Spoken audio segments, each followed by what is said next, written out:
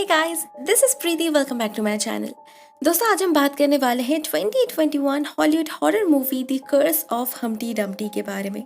नाम कितना ही फनी क्यों ना हो दोस्तों, कहानी काफी डार्क और इंटेंस है जो आई होप आपको पसंद आएगी। तो चलिए वीडियो को स्टार्ट करते हैं। ये कहानी स्टार्ट होती है वेंडी के साथ। वेंडी एक 50 इयर्स ओल्ड लेडी है जो शहर में अपने दोनों बेटी लिजी और हेजल के साथ रहती है। खुशहाल जिंदगी है उनकी। वो एक सिंगल मॉम है। उनके पति सालों पहले उन्हें छोड़कर जा चुकी है। अभी उनकी बेटियां ही उनका सब कुछ है। मगर लास्ट कुछ महीनों से उसे कुछ प्रॉब्लम्स हो रही है। उसे समय का पता नहीं चलता, बातें याद नहीं रहती, कभी घर से निकल जाती है, कहाँ जा रही, क्यों जा रही, कुछ आइडिया नहीं। सब कुछ मिला जुला कर वो बहुत ज्यादा कंफ्यूज्ड रहने लगी है। कभी कभी उसे कुछ विजन्स आते हैं, कुछ ग्लिम्सेस जिनका मतलब वो समझ नहीं पाती। कभी लगता है वो सपना देख रही थी तो कभी लगता है वो उसके पास्ट के मेमोरीज है जिन्हें वो भूल चुकी है। डॉक्टर से कंसल्ट करने पर लिजी को पता चलता है उसके माँ को डिमेंशिया है। उन्हें अकेला रखना रिस्की हो सकता है। किसी न किसी को हमेशा उनके साथ रहना होगा और हो सके तो उन्हें उनके अतीत से रूबरू करवाना होगा। लिजी डिसाइड करती है वो उन्हें लेकर अपने कंट्री हाउस में जाकर रहेगी। 22 साल पहले वो लोग वहीं पर रहते थे। उस घर से वेंडी की बहुत सारे मेमोरीज जुड़ी है तो उनके रिकवरी में मदद होगी और उनके लिए सेफ भी होगा। हेजल भी जाती है उनके साथ और पहले ही दिन उनकी मुलाकात होती है उनके नेबर कम घर के गार्डनर बिल से। वो वेंडी का बहुत अच्छा दोस्त हुआ करता था मगर अभी वेंडी उसे भी पहचान नहीं पाती। नेक्स्ट डे वो लोग पास के शहर में जाते हैं घूमने। वेंडी को एक दुकान में एक डॉल दिखता है, एक बहुत ही क्रीपी सा अगली लुकिंग डॉल जिसमें नॉट फॉर सेल लिखा था। वेंडी दावा करती है उनके पति ने सालों पहले इसी डॉल को उन्हें गिफ्ट किया था। इसका नाम हम्प्टी डम्प्टी है। उन्हें याद नहीं आ रहा उसने इसे क्यों फेंका मगर अभी उन्हें ये डॉल वापस चाहिए। वो इतनी डेस्परेट थी कि इस मामूली सी डॉल के लिए वो 700 पाउंड तक पे कर सकती थी।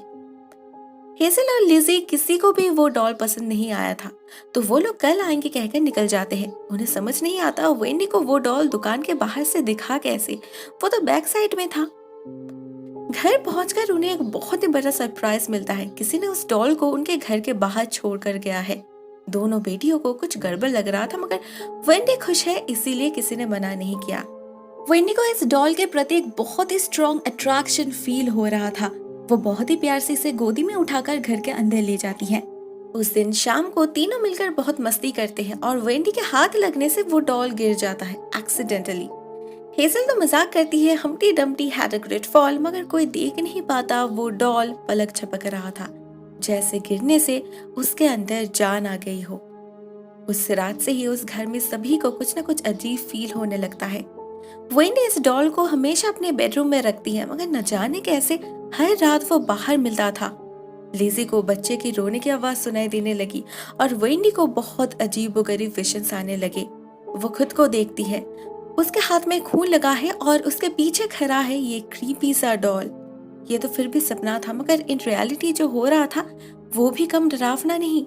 हम इस डॉल को देखते हैं, वो किसी इंसान की तरह चलकर वेंडी के पास आता है, उसे सूंघता है और फिर अपना मुंह खोलकर हजारों दांत बाहर निकालकर बिल्कुल किसी जानवर की तरह घुर्राने लगता है। वेंडी नींद में थी इसलिए वो कुछ जान नहीं पाती। नेक्स्ट मॉर्निंग उससे मिलने आती है बेरिल, उसकी सिस्टर इन लॉ। वेंडी उसे भी पहचान नहीं पाती। लिजी उसकी मदद करती है मगर वो बेरिल को देखकर बिल्कुल भी खुश नहीं थी। उसे और हेजल को कुछ देर के लिए बाहर जाना था। तब तक बेरिल वेंडी का ख्याल रखने की प्रॉमिस करती है मगर जैसे ही वो लोग निकल गए बेरिल का इंटेंशन साफ हो जाता है। घर देखने के बहाने वो एटिक में जा पहुंचती है और वेंडी को उसके पति के बारे में पूछने लगती है। पता चलता है आज से 22 साल पहले वो वेंडी और अपने बेटियों को छोड़कर किसी दूसरे औरत के साथ भाग गए थे मगर बेरिल ये नहीं मानती। वो वेंडी को इस घर को बेचने के लिए कहती है। 50% पैसा वो रख लेगी और 50% बेरिल को दे देगी। इसके बाद वो वेंडी के कमरे में जाती है, कुछ ढूंढने लगती है और उसके पीछे वो पुतला धीरे धीरे जिंदा हो जाता है। तभी लिजी और हेजल वापस आ जाते हैं और बेरिल हड़बड़ी में वहां से निकल जाती है। उन्हें इस औरत का इरादा बहुत अच्छे से पता है। बेरिल ने इससे पहले भी इस घर को छीनने की कोशिश कर चुकी है। उससे वेंडी का दूर रहना ही ठीक होगा। उसी रात वेंडी से मिलने बिल भी आता है। वो इस डॉल को पहचानता था मगर इसे तो वेंडी ने फेंक दिया था। उसके अतीत के बारे में बात करते हुए बिल वेंडी को उसके मिसकैरेज के बारे में याद दिलाता है। उसके बाद ही तो हेजल को अडॉप्ट किया गया था, मतलब हेजल उनकी अपनी बेटी नहीं है। मिसकैरेज के बारे में सुनकर वेंडी दुखी हो जाती है, मगर बिल कहता है जब ये हादसा हुआ था तब वेंडी दुखी नहीं थी, क्योंकि उसे हमेशा से पता था इस बच्चे को मरना होगा। एक जीवन को खत्म करके ही तो दूसरा शुरू हो सकता है। वेंडी इन बातों का मतलब समझ नहीं पाती, ना हम समझ पाते हैं बेरिल इस घर में रात के अंधेरे में क्या ढूंढने आई है। वो बिल्कुल चोर की तरह सबके नजरों से छुपकर एटिक की तरफ जाने लगती है, मगर उसे तो पता ही नहीं हम्टी की नजरों से वो बच नहीं सकती। बेरिल जब एटिक में पुराने फाइल्स में से इंश्योरेंस पेपर्स चेक कर रही थी, उसे दरवाजे की आवाज सुनाई देती है। अंधेरे में कोई नजर नहीं आता, लेकिन अचानक ही पीछे से हम्टी उस पर झपट पड़ता है। अपने मॉन्स्टरस ताकत से उसे चोक करके अपने दांतों से नोच खाता है। बेरिल के चिल्लाने के आवाज से वेंडी की नींद टूट गई थी। वो एटिक में जा पहुंचती, उसे बेरिल की लहूलुहान लाश दिखती है और उसके ऊपर बैठा था ये डॉल। डर से वेंडी की हालत खराब हो जाती है। वो जल्दी से पुलिस को कॉल करती है, मगर पुलिस के आने तक लाश गायब हो चुकी थी और हम्टी भी अपनी जगह लौट चुका था। इनफैक्ट उसके सिवा और किसी को भी कुछ भी नहीं दिखा था। तो सबको लगा वेंडी कोई डरावना सपना देख रही होगी, मगर वो खुद जानती थी उसने क्या देखा। वो डायरी में लिखने लगती है जिससे वो भूल ना जाए। इस डॉल के साथ कोई तो राज छुपा है, बहुत ही डरावना, कोई गहरा राज। यह कोई नॉर्मल डॉल नहीं हो सकता। अभी तक उसके हाथ में खून जो लगा है, वेंडी बिल्कुल श्योर है कि बेरिल का खून इसी डॉल ने किया है, लेकिन उसके पास कोई सबूत नहीं है और कोई उस पर यकीन भी नहीं करेगा, तो वो किसी से कुछ नहीं कहती। उधर लिज़ी अपनी माँ के कंडीशन से बहुत परेशान हो चुकी थी। उस डॉल को लेकर उनका ऑब्सेशन बढ़ता ही जा रहा था। वो इंटरनेट पे सर्च करती है और इस डॉल के बारे में उसे जो मिलता है उससे उसकी रूह कांप उठती है। उसे पता चलता है पुराने जमाने में एक कल्ट हुआ करता था। वो लोग शैतान के पुजारी थे और शैतान को बुलाने के लिए बिल्कुल ऐसे ही डॉल को वेसल की तरह यूज किया जाता था। अपने बच्चे को सैक्रिफाइस करके वो लोग इस शैतान को समन करते थे। उनका बिलीव था इससे वो लोग अमर हो जाएंगे, इमॉर्टल। मगर हुआ कुछ और। ये शैतान का चाल था। वो इस कल्ट के लोगों को एक दूसरे के खिलाफ भड़काने लगा, खून करवा दिया एक दूसरे का। इस थियोरी के अकॉर्डिंग अगर ये डॉल किसी कारण से गिर गया तो इसके अंदर का शैतान जाग उठेगा। उस दिन भी तो ये डॉल गिरा था ना, उसके बाद से तो ये सब कुछ हो रहा है। लिज़ी को डर है कहीं ये बातें सच तो नहीं। वो हेजल को वेंडी का ख्याल रखने के लिए कहकर नेक्स्ट डे ही खुद जाती है उस दुकान में इस डॉल के ओरिजिन के बारे में पता करने। मगर वो शॉपकीपर कोई जवाब नहीं देती, सिर्फ हंसने लगती है, बहुत ही वियर्डली। उसे पता है उसने क्या किया। उसी ने इस डॉल को बनाया था सालों पहले वेंडी के लिए। अभी ये डॉल फिर से अपने पुराने मालिक के पास वापस जा चुका है अपना अधूरा काम पूरा करने। इधर घर में वेंडी जाती है पूल के पास ग्रीन हाउस में। जैसे ही वो पानी को छूती है उसे जैसे झटका लगता है। कुछ यादें वापस आने लगते हैं उसके दिमाग में, जैसे ये साबित हो जाता है कि लिज़ी का शक बिल्कुल सही था। वेंडी उसी कल्ट की मेंबर थी और उसने उस शैतान को खुश करने के लिए जरूर कुछ गलत किया था। अपने लहूलुहान हाथ को उसने इसी पानी में क्लीन किया था, मगर उसने आखिर क्या किया था पूरा पिक्चर अभी तक क्लियर नहीं था उसके लिए। तभी आता है बिल जो वेंडी को और ज्यादा उलझा देता है। कहता है वेंडी को ऑलरेडी सब कुछ पता है, सिर्फ वो याद करना नहीं चाहती। वो इंटेंशनली सब कुछ भुला रही है। वेंडी घर के अंदर जाती है तो उसे हेजल दिखती है। उसे बिल के बात याद आती है कि ये उसकी अपनी बेटी नहीं है, तो वो वैसे ही रिएक्ट करती है, चिल्लाने लगती है उस पर। हेजल भी अपना बर्थ सर्टिफिकेट ढूंढने जाती है एटिक में और उसे अडॉप्शन पेपर्स के साथ साथ वहां मिलता है बेरिल का फोन जिस पर खून लगा था। वो बहुत ज्यादा डर जाती है, लिज़ी को कॉल करके घर बुलाती है और अपने माँ से बात करने जाती है। वेंडी तब तक ऑलमोस्ट पागल हो चुकी थी। उसे एक आदमी दिखता है जो उसे मारने लगता है। कहता है अब तुम्हें याद आया ना। आईने पे उसे अपना ही पास्ट सेल्फ भी दिखता है जो कह रही थी कि इस सब के जड़ वो डॉल है, उसे वापस लाना नहीं चाहिए था। ऐसे में हेजल आती है, अपनी माँ को शांत करने की कोशिश करती है और हम्टी पीछे से उसे स्टैब कर देता है।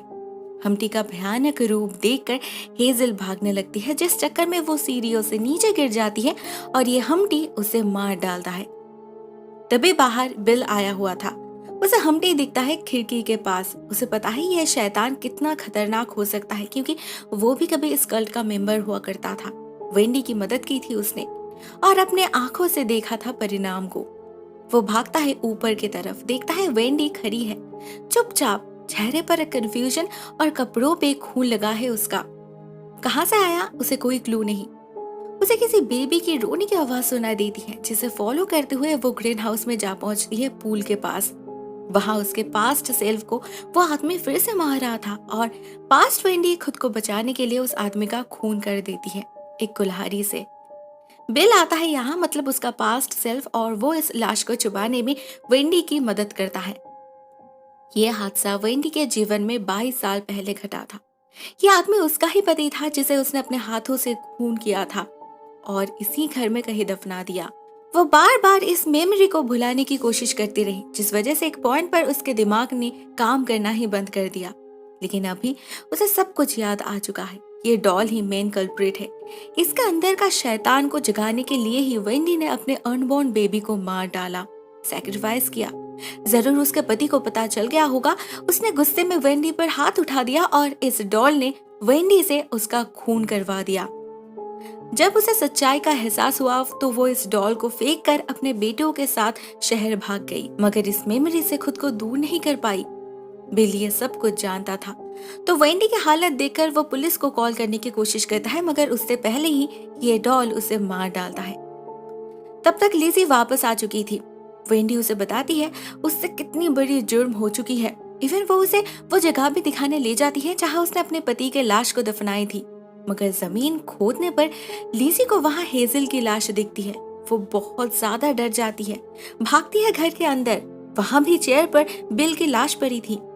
वेंडी सारा दोष डॉल पर डाल रही थी, जो लिज़ी नहीं मानती। अगर हेजल को इस डॉल ने मारा तो उसे कैसे पता होगा हेजल की लाश कहाँ है। फ्लैशबैक में हमें पता चलता है वेंडी ने ही इन सब का खून किया है। सबसे पहले बेरिल का। उसे पता लगने वाला था लिज़ी के पिता के खून के बारे में, इसीलिए उसका मुंह बंद करना जरूरी था। उसके बाद हेजल का, और यह बिल तो खुद ही कन्फेस करना चाहता था। वेंडी की तरह वो भी मेंटल अफेक्टेड होने लगा था, तो अपने जुर्म को छुपाने के लिए वेंडी ने उसका मुंह बंद कर दिया हमेशा हमेशा के लिए। ये शैतानी डॉल वेंडी को पूरी तरीके से अपने वश में कर चुका था। वो उसके दिमाग के साथ खेल रहा था, उसे वही दिखा रहा था जो ये शैतान उसे दिखाना चाहता है। फाइनली रह जाती है लिज़ी। उसे सब कुछ समझ आ चुका था, तो वो पुलिस को कॉल करने वाली थी, जो वेंडी होने नहीं दे सकती। तो वो उसका भी खून कर डालती है और इमेजिन करती है कि यह सब उस डॉल ने किया है। एट द फाइनल सीन हम वेंडी को देखते हैं 4 डेड बॉडीज के साथ। वो अपने दिमागी संतुलन पूरी तरीके से खो चुकी है, पागल हो चुकी है वो। इस शैतान ने आखिरकार उससे उसके ही अपने लोगों का खून करवा दिया। शैतान को इनकी सोल्स तो मिल गई, मगर बेचारी वेंडी ने सब कुछ खो दिया। उस कर्स्ड डॉल ने छीन लिया उससे उसका सब कुछ। दोस्तों, ये कहानी यहीं पर एंड हो जाती है। आई एम नॉट श्योर यहाँ पर हम्टी डम्टी का जो बैक स्टोरी प्रेजेंट किया गया है वो कितना जेन्युइन है, क्योंकि ऐसे नर्सरी राइम्स के साथ बहुत सारे कंट्राडिक्टरी एलिबोरेशन जुड़े रहते हैं। कौन सा सच है कौन सा झूठ, गॉड नोज। वैसे इस राइम की और एक स्टोरी भी है, the tragic real life event of a king. माना जाता है ये स्टोरी असल में इंग्लैंड के राजा रिचर्ड द थर्ड के बारे में है, जिन्होंने 1483 से 1485 तक राज किया था। उनके हॉर्स का नाम था वॉल। जब वो अपने लाइफ के आखिरी जंग में लड़ रहे थे तो वो इसी हॉर्स से नीचे गिर गए थे और उनके दुश्मनों ने उन्हें इतना घायल किया कि उनके शरीर के सिर्फ टुकड़े ही मिले थे। दोस्तों, आज के लिए बस इतना ही। ये फिल्म मुझे पसंद आई, काफी थ्रिलिंग है। आपको वीडियो कैसी लगी? Write down in the comment section. आपसे फिर से मिलते हैं ऐसे ही और किसी वीडियो के साथ। तब तक के लिए टेक केयर, टाटा।